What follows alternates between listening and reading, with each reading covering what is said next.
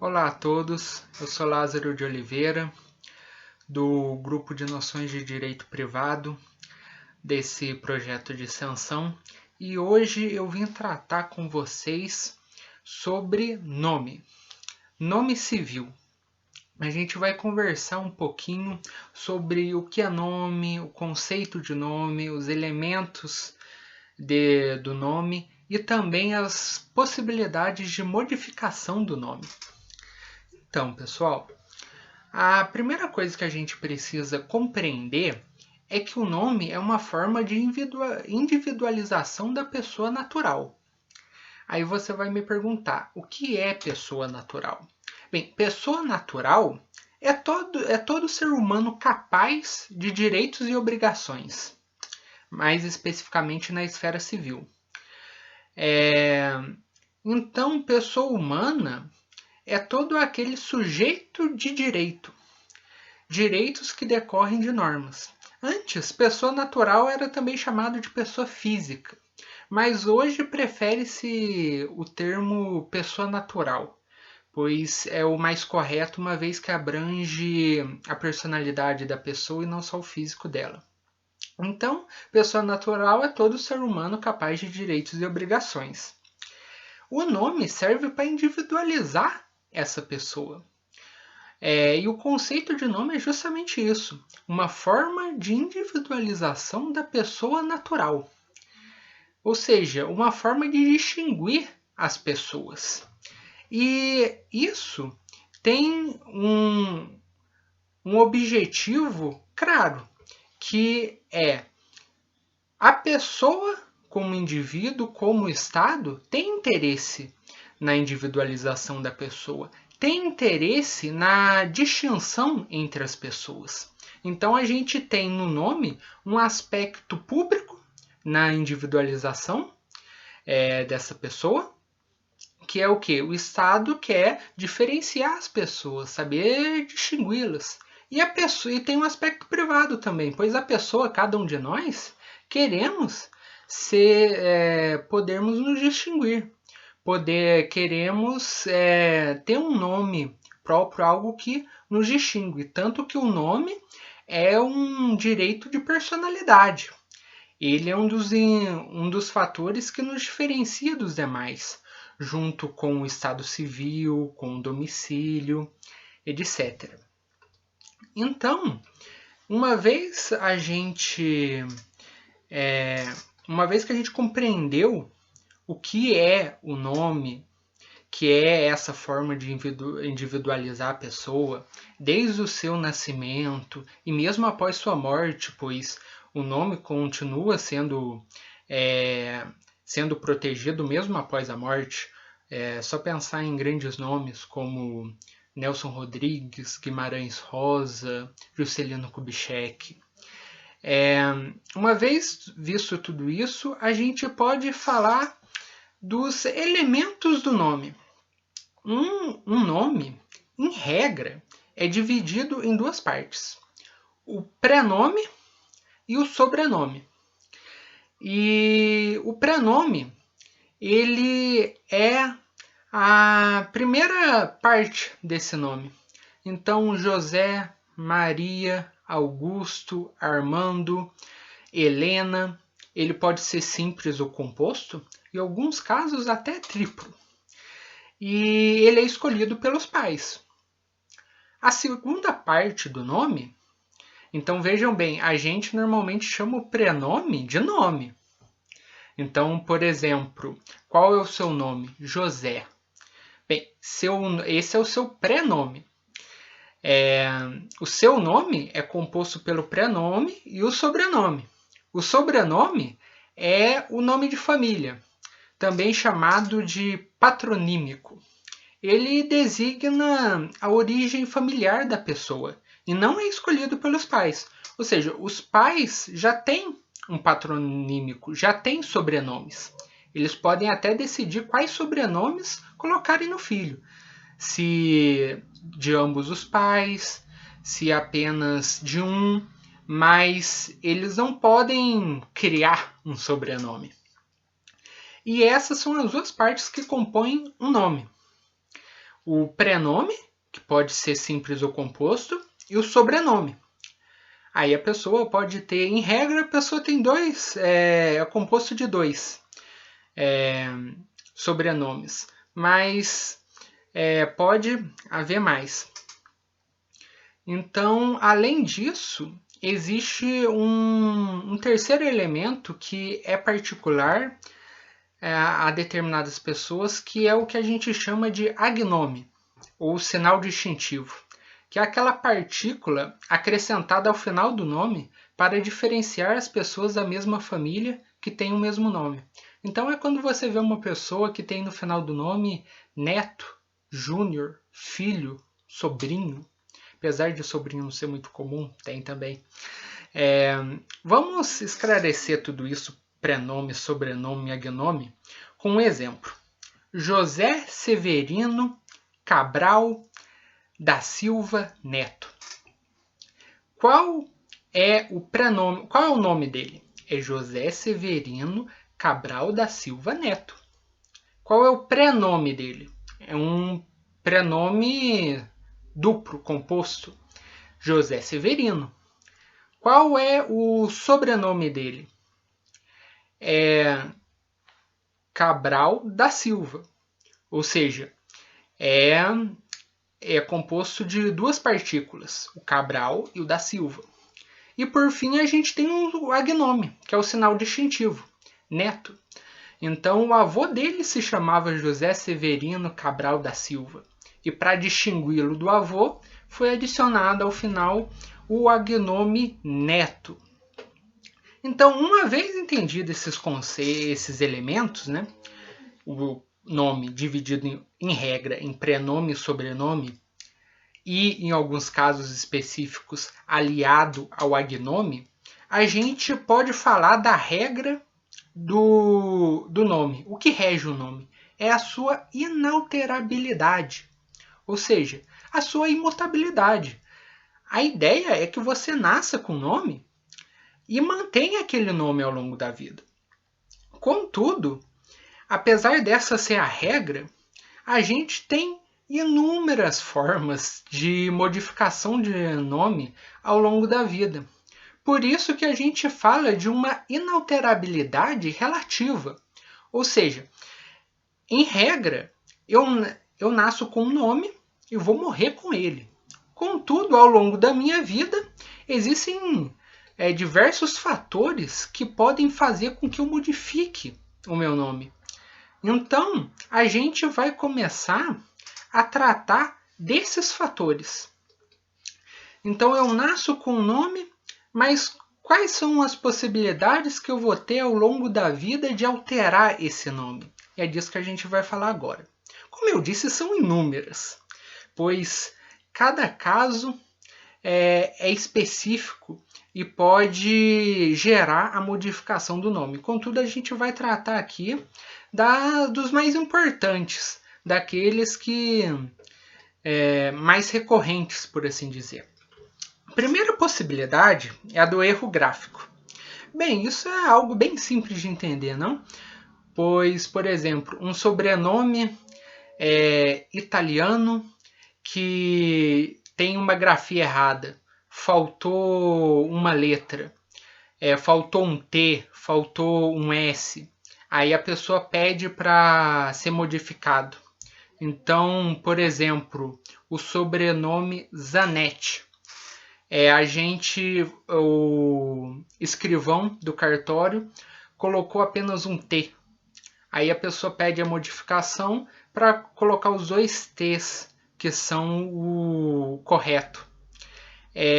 Pode ser também um prenome em que haja apenas que o nome correto seria com C cedilha, mas o escrivão acabou colocando com dois S's.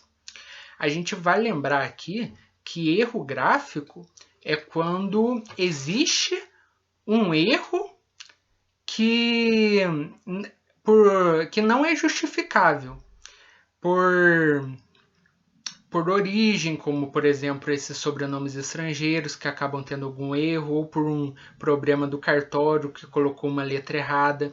Então, por exemplo, se a gente tem um Y no lugar de I, isso não é motivo para alteração do nome. Então, se a gente tem um W no lugar do V, isso também não é motivo para alteração de nome.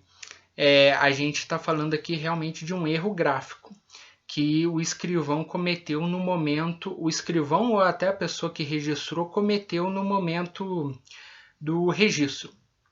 A gente também tem uma outra possibilidade de alteração, que é a exposição ao ridículo ou nome vexatório. A gente chama de nome vexatório, mas o que é vexatório?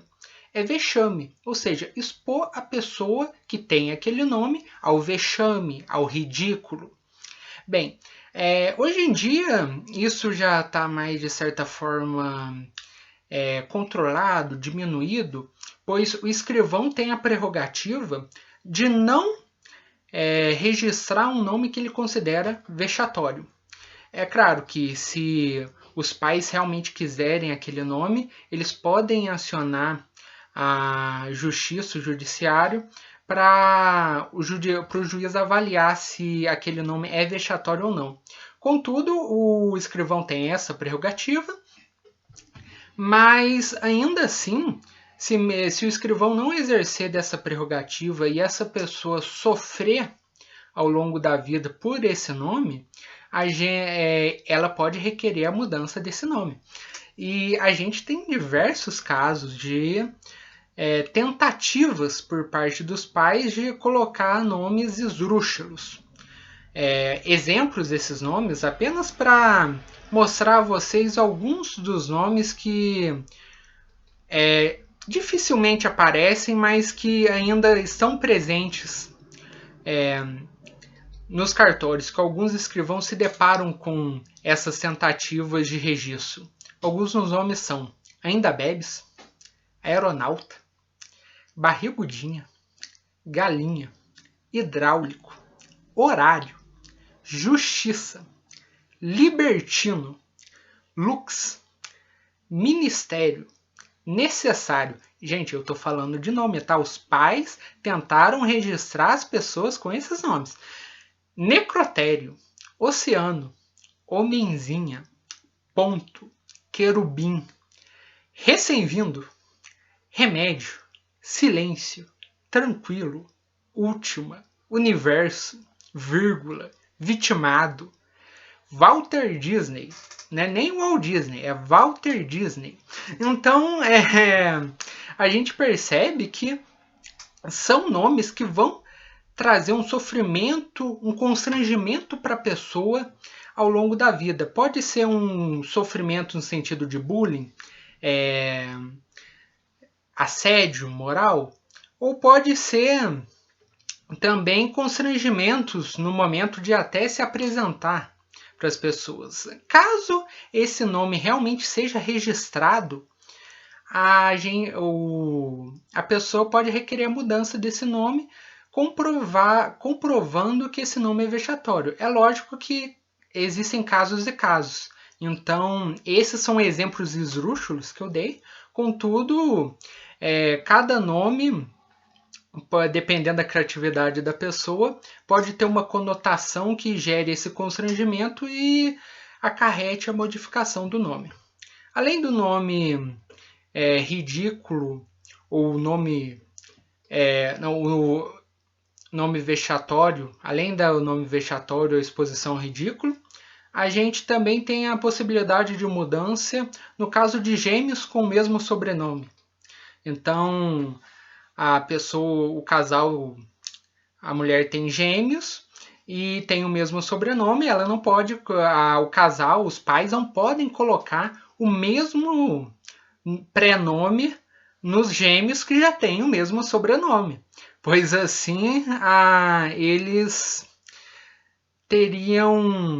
geraria uma confusão, uma vez que eles nasceram no mesmo dia, no mesmo domicílio, na mesma cidade. Então, essa também é uma possibilidade. Caso isso ocorra, também é possível modificar esse prenome. A gente também tem a Lei de Proteção às Testemunhas, ou seja, pessoas que entram no programa de proteção às testemunhas podem ter seu nome e sobrenome modificado. Só que isso é menos comum, obviamente. A gente tem a inclusão de sobrenome de ascendentes. Então, se você comprovar uma afinidade com um dos seus ascendentes, por exemplo, avô, avó, você pode exigir requerer, na verdade, que seja incluído o sobrenome dele no seu nome. É claro que não pode ser retirado o sobrenome dos pais. Essa é a ressalva que se faz, mas pode ser adicionado um sobrenome dos ascendentes, mais comumente o avô, se comprovado essa afinidade. Por falar em supressão de nome, também pode haver supressão do nome por abandono afetivo. Então, por exemplo, isso ocorre muito com a supressão do nome do pai. Existe o registro na certidão de nascimento, tem o sobrenome do pai, mas ele às vezes até pagou pensão alimentícia, mas é uma pessoa ausente, é uma pessoa que não tem um vínculo afetivo. Se for comprovado também em juízo, a gente pode ter a supressão desse sobrenome em razão desse abandono afetivo. A gente pode falar também, o caso comum é a adoção. Então, alguém na adoção plena, todo o sobrenome pode ser alterado.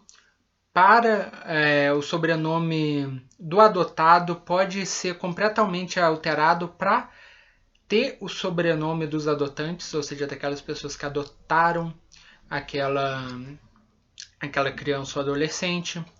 A gente também tem o casamento e união estável. No casamento e união estável, é uma faculdade que os cônjuges no casamento e os conviventes na união estável têm de acrescentar o sobrenome um do outro. Então é facultativo.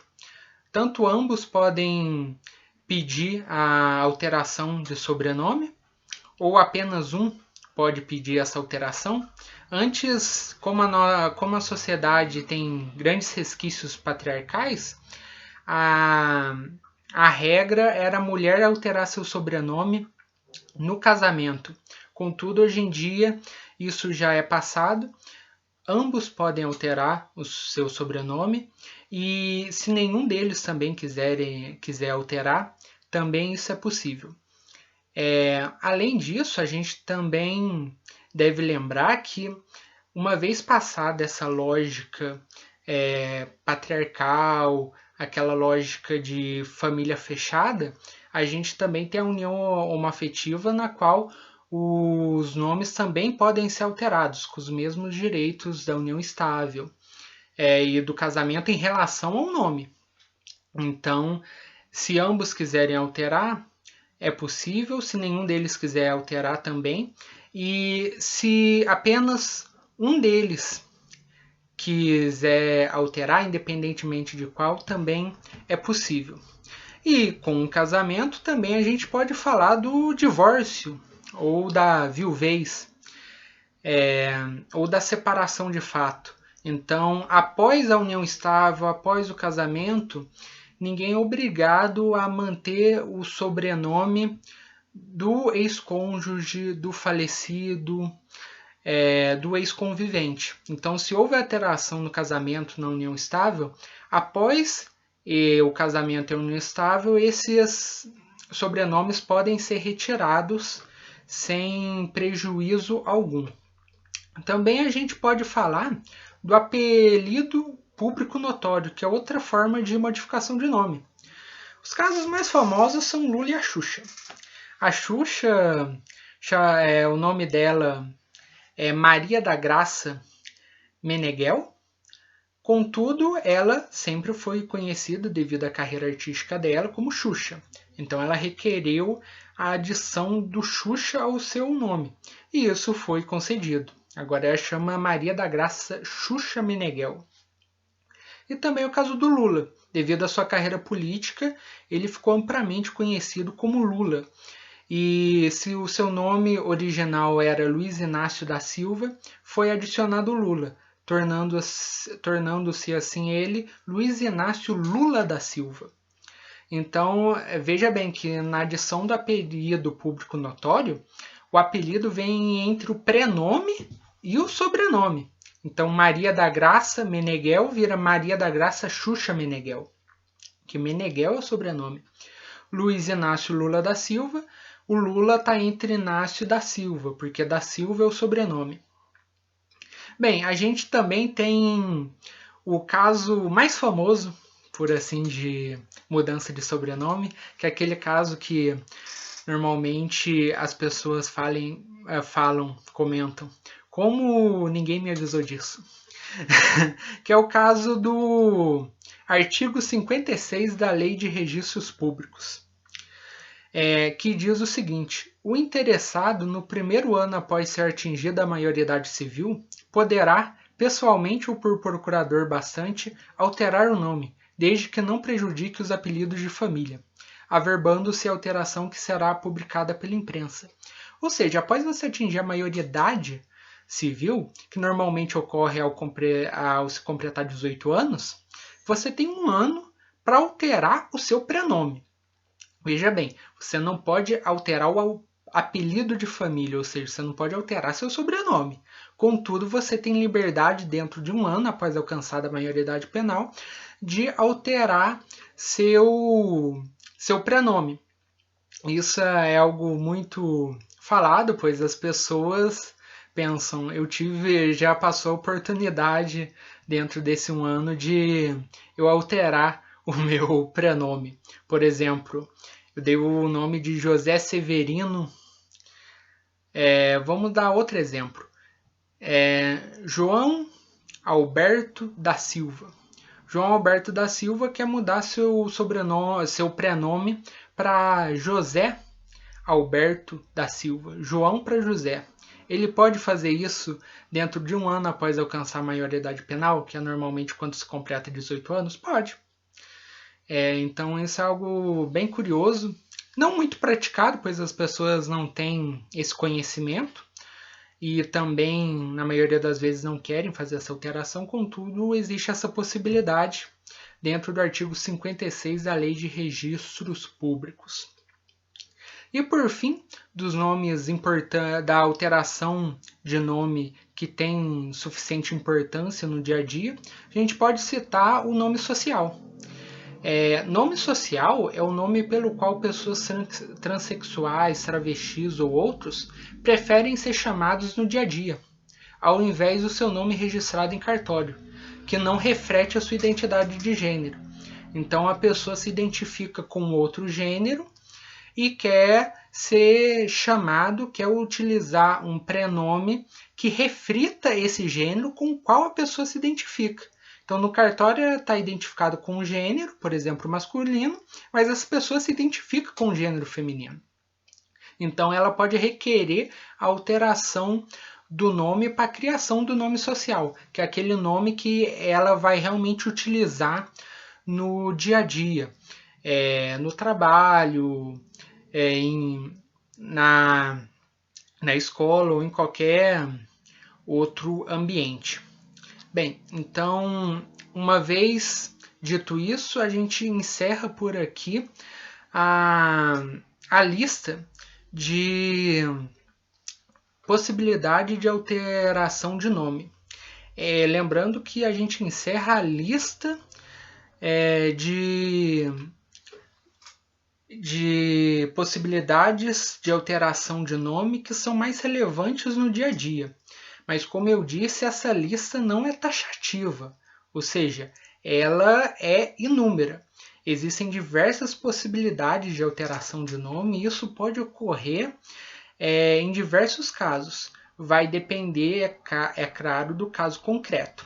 Então, Eu me despeço de vocês, agradeço a atenção e espero que vocês tenham absorvido o conceito de nome, a importância do nome como uma individualização da pessoa natural, que é a pessoa humana, os elementos do nome, prenome, sobrenome e talvez agnome, e as possibilidades de alteração que são mais recorrentes. Espero revê-los em breve. Até mais!